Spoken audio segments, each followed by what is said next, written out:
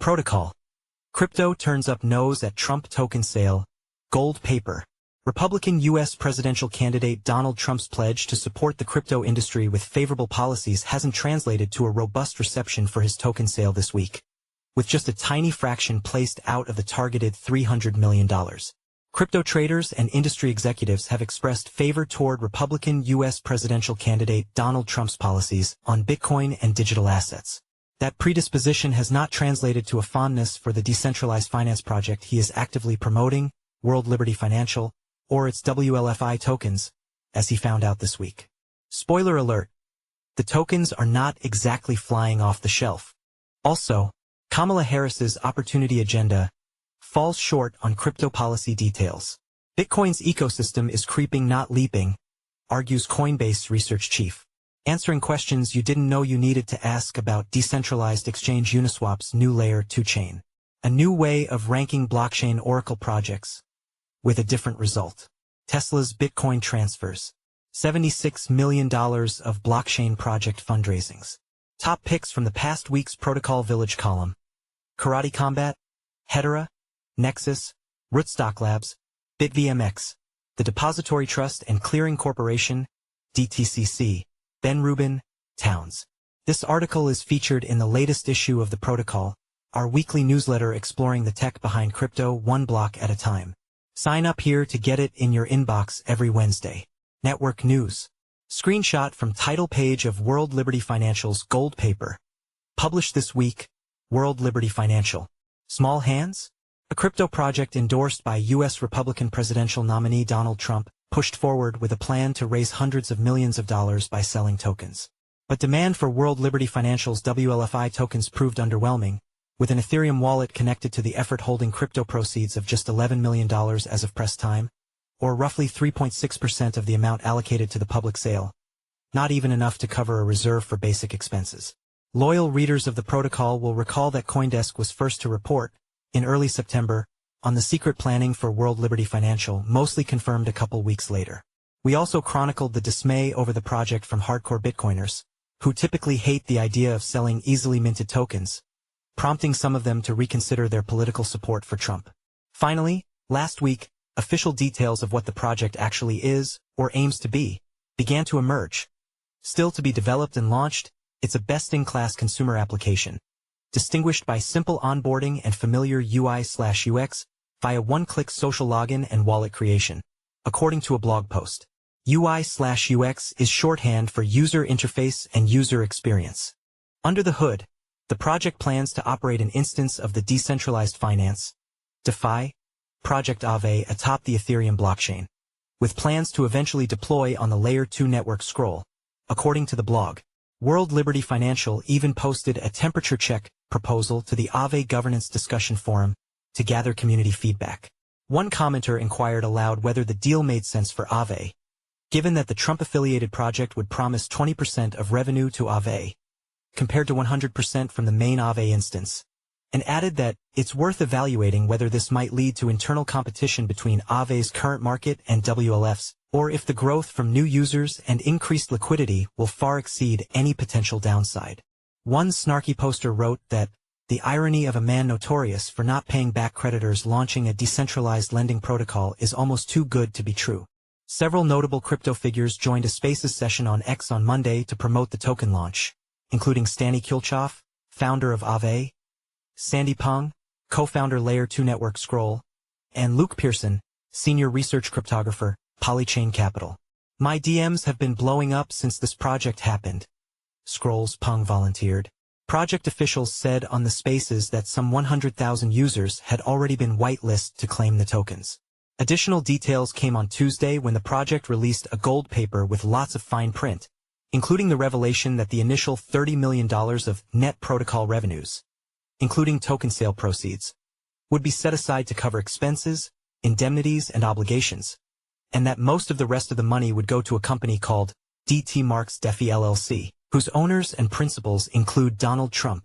That company also was allocated $22.5 billion WLFI tokens, worth about $337 million at the fixed price of $0.015 each. The public token sale opened early in U.S. business hours on Tuesday, though the website for claiming the tokens quickly crashed and was down for most of the morning. There was virtually no communication from the team about what was happening. Commenters on the social media site X widely noted that the token was non-transferable, seen as a serious drawback for fast-moving crypto trading types. At about 7 p.m. Eastern Time, Trump took to X to tout the token sale, writing, "Today's the day. At World WLFI token sale is live." After apparently discovering that World Liberty Financial's X handle had been misspelled, the post was deleted and then reposted with the properly spelled handle, at World Liberty Fi. The extra promotion didn't appear to have much of an impact, with sales continuing at a trickle. As of Wednesday, some 761.8 million tokens have been sold, out of 20 billion offered, according to a dashboard on the crypto tracking website Dune Analytics. Dave Rodman, founder and managing partner of Rodman Law Group, who counts digital assets and venture capital among his practice areas, told CoinDesk in an emailed comment that World Liberty Financial appears fraught with both securities regulation and campaign finance risks. A joke project designed to extract value from purchasers in a very cynical manner whose principles will likely not face any real consequences and, in the worst scenario, only serve to hurt this industry's reputation in the long run. Here was the Bankless newsletter's take. Whether the project can overcome skepticism and regain momentum remains to be seen, but the rocky start is a reminder that high-profile backers aren't a guarantee for success in DeFi. It's important to note here that the team behind World Liberty Financial has not responded to CoinDesk's repeated requests for comment over the past 2 days. Elsewhere, Vice President Kamala Harris touted her opportunity agenda during a campaign speech on Monday without elaborating on what it would mean for digital assets. Earlier in the day, the campaign unveiled the broad agenda, which included the first thing resembling a substantive policy position from her on cryptocurrencies. But anyone hoping for more details from her speech in Erie, Pennsylvania, was left disappointed. Tigran Gambaryan, the crypto exchange Binance head of financial crime compliance, who has been detained in Nigeria since February, was denied bail by a judge in the country, a family spokesperson said Friday. He has been in the notorious Cuge prison, facing charges including money laundering. A British man who says he accidentally threw out a hard drive in 2013 containing $527 million worth of Bitcoin has filed a legal claim against a local council in Wales in an attempt to retrieve the device from a dump, according to news website Wales Online. James Howells, 39, alleges he has made requests to Newport Council proprietors of the landfill, where the hard drive ended up, but has been largely ignored. Coinbase head of research David Duong published a lengthy report on Bitcoin's blooming ecosystem of Layer 2 networks, designed to accommodate faster and cheaper transactions, as well as greater programmability. But the report cautioned that many of these protocols are in their early development stages, so we think it will likely take time for their utility in the Bitcoin ecosystem to be fully realized. He wrote that many of the network's L2S are mainly sourcing capital from among crypto natives within the Bitcoin ecosystem, while the lion's share of Bitcoin unsurprisingly still remains on the L1. Moreover, Bitcoin accumulation is happening more and more via spot Bitcoin ETFs and other exogenous sources. Ethereum suffers from middle child syndrome, Zahir Abtikir of Split Capital wrote on X. The asset is not in vogue with institutional investors, the asset lost favor in crypto private capital circles, and retail is nowhere to be seen bidding anything at this size. Just IN. Crypto usage setting records amid regulatory uncertainty, A16Z says in report. Uniswap's new Layer 2 Unichain on OP Stack. Industry reactions. Uniswap Labs CEO Hayden Adams. Uniswap Labs, the developer behind Uniswap, the biggest decentralized exchange, announced plans for Unichain, its own Layer 2 network atop Ethereum, built with technology borrowed from the Optimism ecosystem. We rounded up some of the commentary. Per Messari's Kinji Steinmetz. Unichain can't incentivize liquidity through traditional means since the token has already been released, eliminating the possibility of airdrop farming for TVL. The most plausible path for Unichain to gain traction could be something akin to the base launch, where people bridged over to chase early memecoin opportunities. With Unichain, Uni now has a potential path to monetization as an L2 token. Per Coinbase research, the network is designed to facilitate seamless multi-chain swapping among superchain L2S, while supporting ERC 7683 to enable broader interoperability for non-superchain L2S. But the documentation provided by Uniswap doesn't detail an explicit plan for how it will migrate existing liquidity from the Ethereum base layer to the new L2, nor does it confirm whether this is even necessary for Unicane's immediate strategy. Eric Waisinen, co-founder of Astrovault, an automated market maker, wrote in an op-ed for CoinDesk that, despite the platform's continued success and prominence within DeFi, serious questions remain about the sustainability of its business model and those of similar automated market makers, AMMs. DeFi report founder Michael Nato noted that instead of paying $368 million in settlement fees to Ethereum validators, Uniswap Labs and potentially Uni holders would capture all that value when they launch on Unichain, according to a story by Unchained. Money Center. Fundraisings. Predicate, a project to build a network for simplifying transaction prerequisites, has raised $7 million led by 1KX and Tribe Capital. According to a thread on X, as was the case for apps like Venmo and Uber, pre-transaction rules become a critical building block as Web3 apps scale into the broader global economy. Predicate brings this concept on-chain, offering a library of prerequisites enforceable in a trust-minimized way.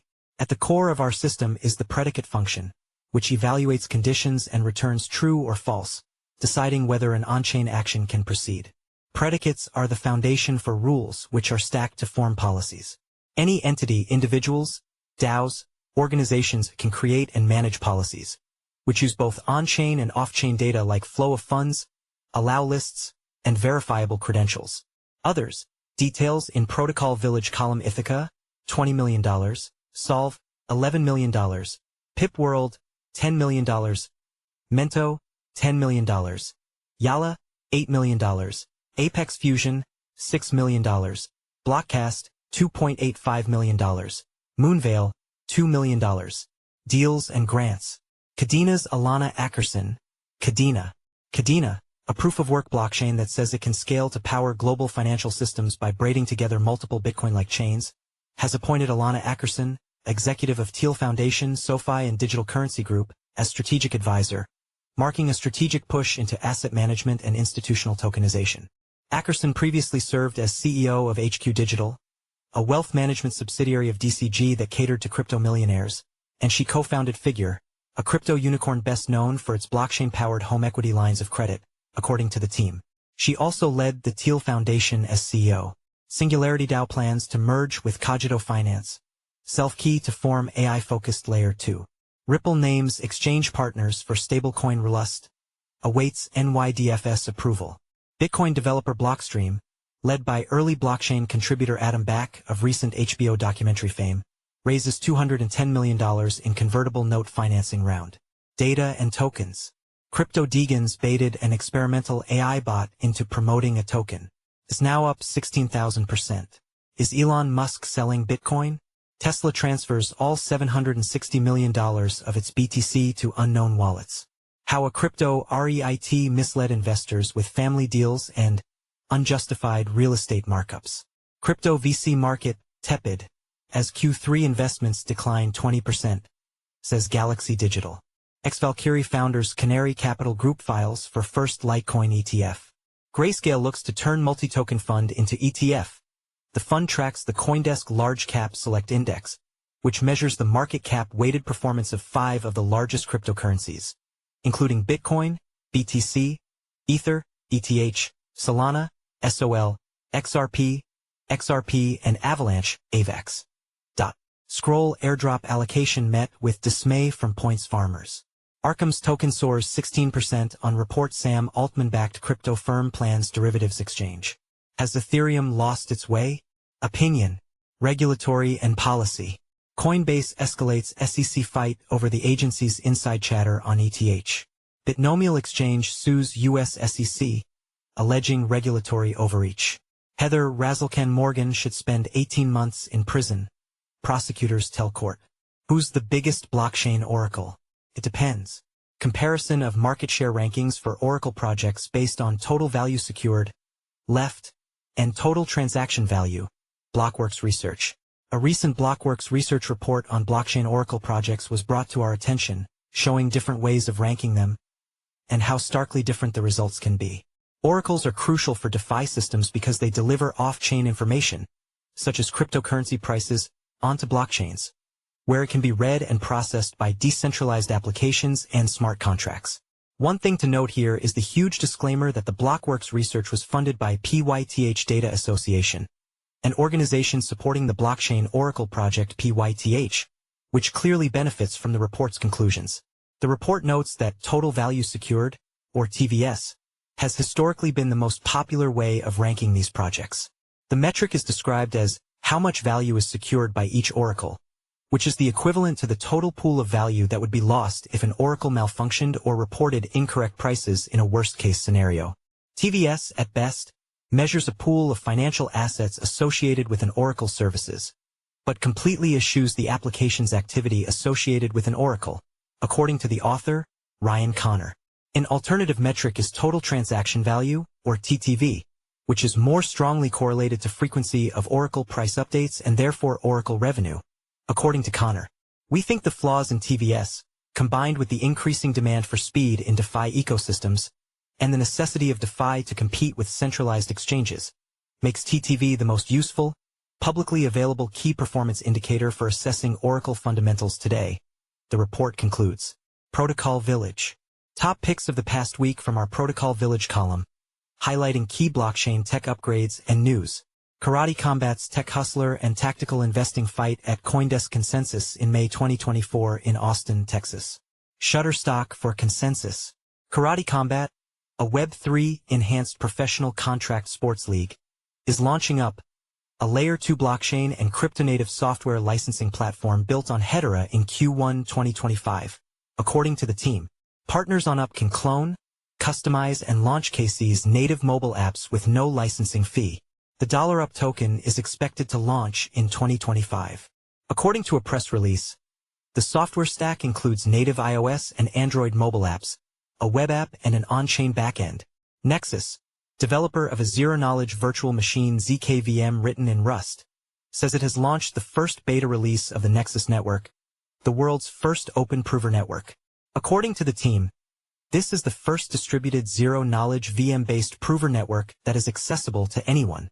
The network aggregates the collective power of any connected device, from massive GPU farms to your computer or phone. Our goal is to unite the world's computers into a single supercomputer that will be able to prove all the Internet's computations, unlocking the verifiable Internet. Sergio Lerner, chief scientist at Rootstock Labs, announced that development has begun on Union, a new permissionless and trust-minimized bridge based on BitVMX and the disputable computing paradigm.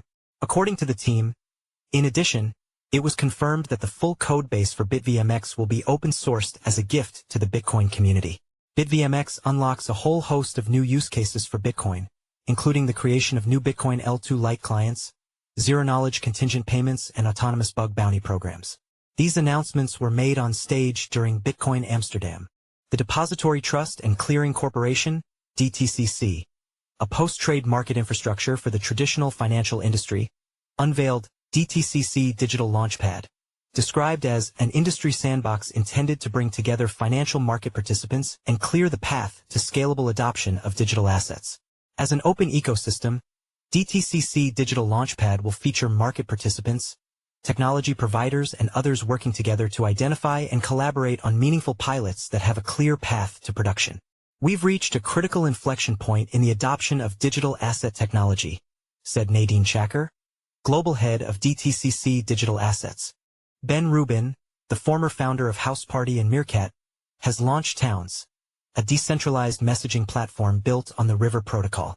According to the team, Towns enables secure, permissionless group chats designed for digital communities, allowing users to own and manage their spaces. Key features include end-to-end encryption, decentralized ownership, and a reputation system that prioritizes privacy. Backed by a 16Z, Towns aims to blend the user-friendly experience of Web 2 messaging with the incentives of Web 3, offering a secure alternative to traditional platforms often criticized for privacy concerns. Calendar, October 15th to 17th. Meridian, London. October 16th to 18th. Avalanche 9000, Buenos Aires. October 17th. WorldCoins A New World, San Francisco. October 18th to 19th. Pacific Bitcoin Festival, Los Angeles. October 21st to 22nd. Cosmoverse, Dubai. October 23rd to 24th, Cardano Summit, Dubai. October 25th to 26th, Plan B Forum, Lugano. October 30th to 31st, Chainlink SmartCon, Hong Kong. November 9th to 11th, Near Protocols, Redacted, Bangkok. November 10th, OP_Next Bitcoin Scaling Conference, Boston. November 11th to 14th, Web Summit, Lisbon. November 12th to 14th, DevCon 7, Bangkok. November 15th to 16th, Adopting Bitcoin San Salvador, El Salvador. November 20th to 21st, North American Blockchain Summit, Dallas. December 5th to 6th, Emergence, Prague. January 21st to 25th, WAGMI Conference, Miami. January 30th to 31st, Plan B Forum, San Salvador, El Salvador. February 19th to 20th, 2025, Consensus HK, Hong Kong. May 14th to 16th, Consensus, Toronto. May 27th to 29th, Bitcoin 2025, Las Vegas.